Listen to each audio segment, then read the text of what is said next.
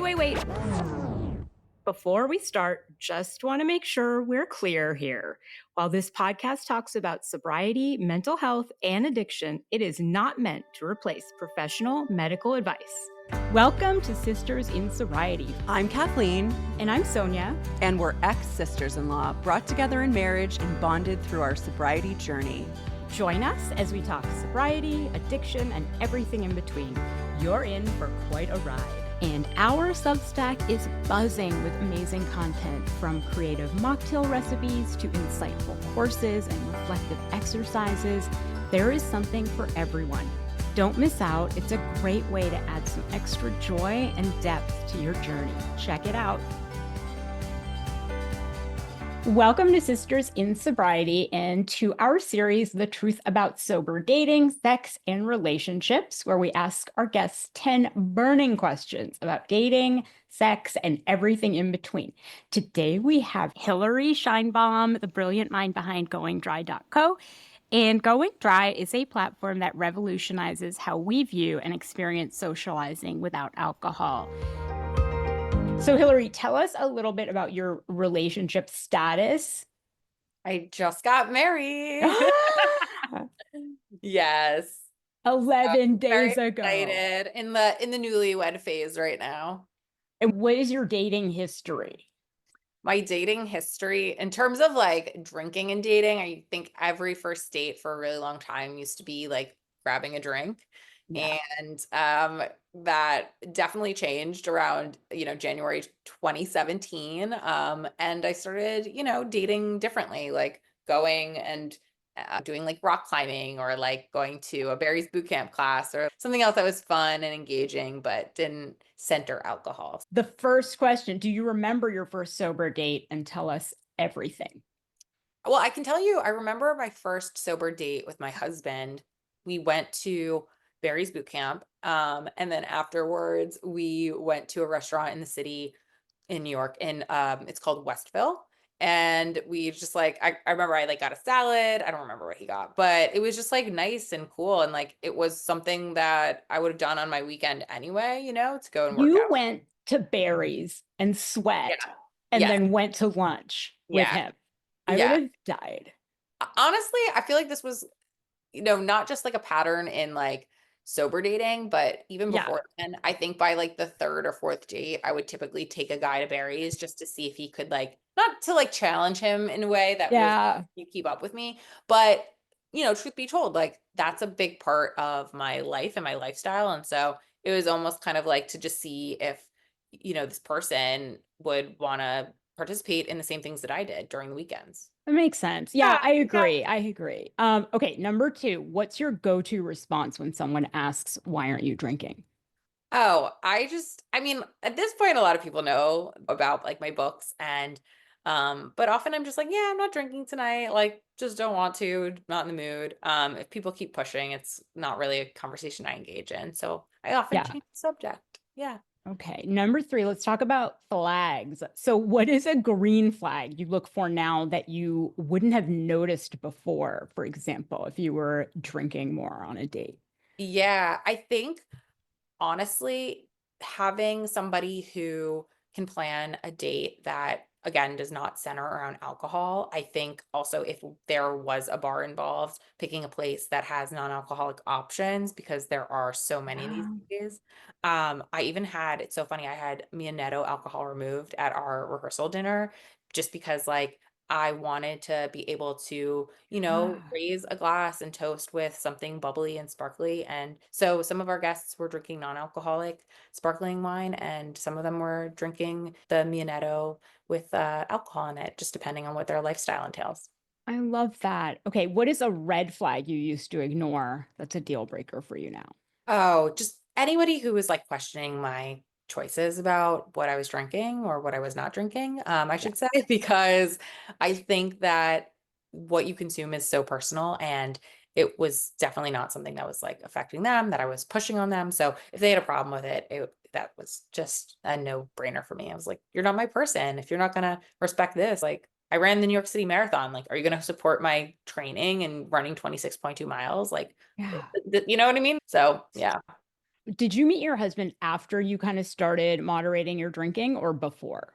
No, I actually met him because of that. Because I met him, I went on Good Morning America to promote my book, and I went to go like film a TikTok for Good Morning America afterwards. And it happened to be in the office that his sister works in. And he was visiting her at work that day. And so he just saw me in the office. And it was a completely like by chance sort of thing. I had known his sister for almost a decade, but we live in different places. Like she lives in New Jersey, I live in New York, and we were always friendly, but didn't hang out on a regular basis. So yeah, that's how we met. I wouldn't have met my husband had it not been for, peeling back the drinking. It's so funny because the next question was how has sobriety changed your love life or how is not drinking? And that you met your husband because you were not drinking. Yeah. I think what's funny, I don't want to speak for him, but I will speak for him. He Yeah. says that, since we started dating, he's drank a lot less. And I believe it Mm, because when you don't have somebody who you're drinking with, often you just don't. yeah. Or, we're doing other things really. But it's interesting. I definitely have opened him up to like a lot of non-alcoholic beverages. And so, like, there are times where if he'll order something that's alcoholic and I'll ask the bartender to make something that's different, I'll compare the two. Like I'll take a sip of his, but I'll Yeah. like drink mine. And yeah, I've taken over his bar cart with like bottles of like Flu Air and free spirits and all that fun stuff. So yeah, I don't know if that answers it, but Yes, that does. And then other than berries, what's yes. a go-to sober date activity that you can suggest? Yeah, actually this past weekend we took city and we rode bikes all the way to like it was like an hour bike ride to a barbecue place in Brooklyn. So yeah, I think just like getting outside, being active, like exploring your interests. I mean, that could be museums, that could be just taking a walk or going to dinner, participating in an art class. There's so much to explore. I love that. Okay, this is a good one. I needed this advice. What is your advice for someone who's going on their first date without a drink? I needed that advice because I did do that and it was shocking. Yeah, good for you. Well, I think the first and foremost is like confidence. I think that just being able to say like I'm not drinking right now and really kind of sticking to, what you're saying is really important and not wavering and I think just understanding that like that person who is receiving this information, if they're not accepting it, then they're not going to be your person. And that's okay.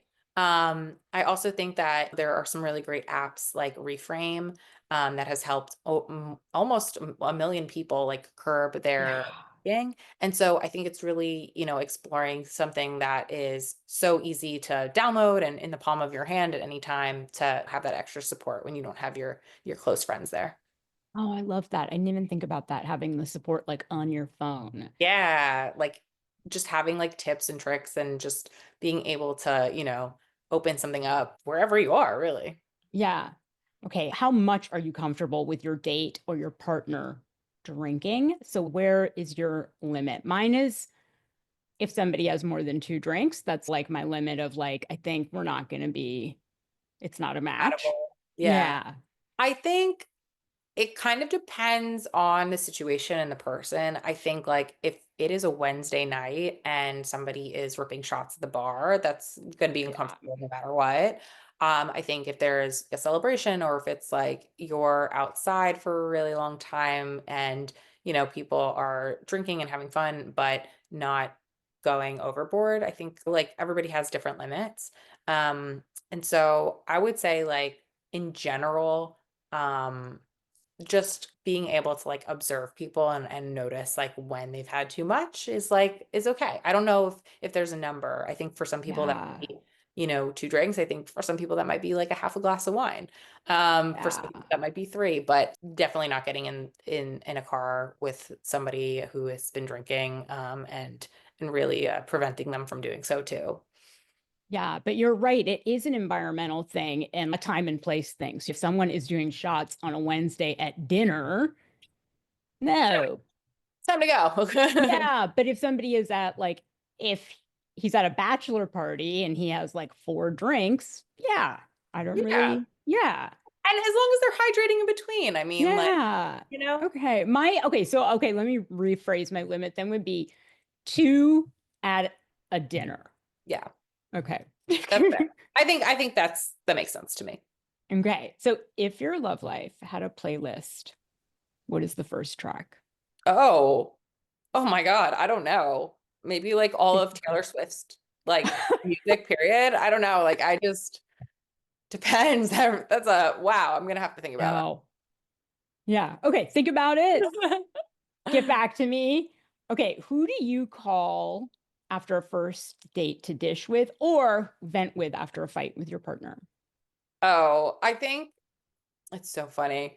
I think there's usually like a group text situation. Okay, for first date, I would say my friend Victoria has always been the first one to be like, I like, oh, I met someone, and to be like, oh, it's so fun. And like, we've been friends for over a decade. So I think that historically it's Victoria.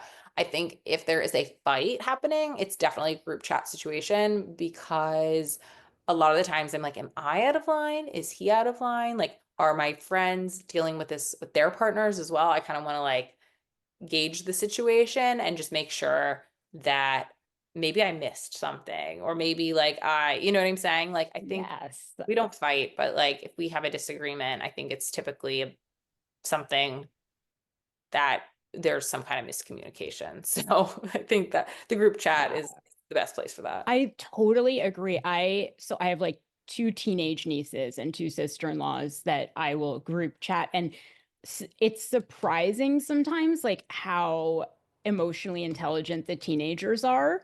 They're very like open communication focused. And Mhm. so and then I notice like my sister-in-laws are not. Like we'll just sit there and guess like what Yeah. someone was thinking or what their deal is and so it is really nice to have like a variety of people of different ages, I think too. And Yeah. also if you ask a guy friend, usually their opinion's totally different. It's yeah, that's accurate. It's pretty wild. Yeah. Okay, fill in the blank. I used to think love was blank. Now I know it's blank. Oh, Take your time. the love was. I think I used to think that it was a lot of excitement like all the time and not to say that it isn't, but I think that there's definitely like more of a sense of calm and um consistency. Yeah, I think that's That's huge. Yeah, you're right. Yes, yeah. right. And I think that also, I think it has to do with like maturity, but also when you're drinking too, right? Everything's just like chaos and wild, and you're like having fights you don't remember. And it's like that's not it. No, no, it's not. Mm-mm. All right. Do you want to go back to the first track? I don't I know. know mine changes. Yeah, I'm like, Like, but Taylor Swift is a good, that's like definitely a good place to start. I feel like she covers a lot of area. She really does. Yeah. She's like, yeah, from happy to like sad, from like jealous to angry. Yeah, I Yeah. get it. Well, those were our 10 questions. Thank you so much, Thank Hilary, for coming you. on to answer them. Thank you. I'm so excited to be here. Thank you again. This was Sisters in Sobriety. Thank you for listening and being with us today. If you want to learn more about sobriety and meet your community, find us at sistersinsobriety.substack.com. Are you a sister in sobriety? Then reach out on social media. We'd love to hear from you. If you're feeling generous, leave us 5 stars and a review and follow us wherever you listen. You'll never miss an episode. Until next time.